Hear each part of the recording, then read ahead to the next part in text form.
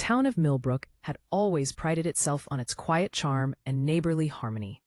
Nestled between rolling hills and ancient oak groves, it was the kind of place where everyone knew everyone, where disputes were settled over coffee at Martha's Diner, and where the most controversial topic in recent memory had been whether to install new streetlights on Elm Avenue.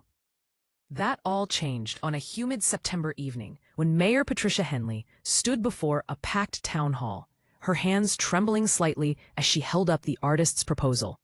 "Citizens of Millbrook," she began, her voice carrying across the room where nearly 300 people had crammed into seats meant for 200.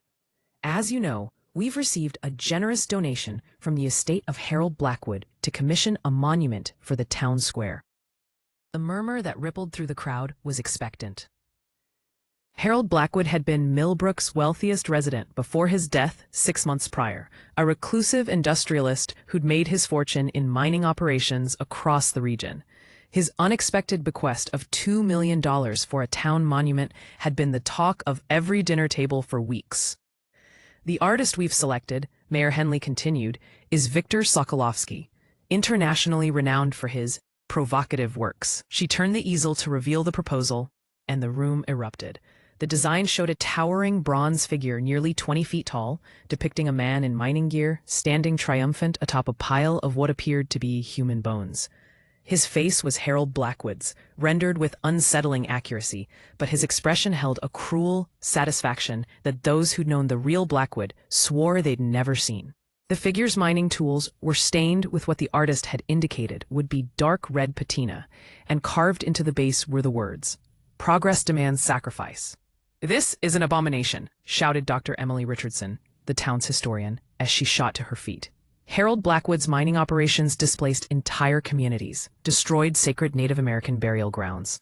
And his companies had more safety violations than any other operation in the state's history. From the other side of the room, Harold's nephew and current head of Blackwood Industries, Marcus Blackwood, stood with equal fervor. "My uncle was a visionary who brought prosperity to this region. This monument honors his legacy and the industrial heritage that built our community." The room fractured instantly. On one side sat the families whose ancestors had worked the mines, the current Blackwood Industries employees, and the business owners who'd profited from the company's operations. On the other side were the families who'd lost loved ones to mining accidents, the environmental activists, the descendants of displaced communities, and those who'd always viewed Harold Blackwood's wealth with suspicion. Mayor Henley banged her gavel repeatedly, but the shouting continued. Old friendships shattered in minutes as neighbors who'd shared holiday meals found themselves on opposite sides of an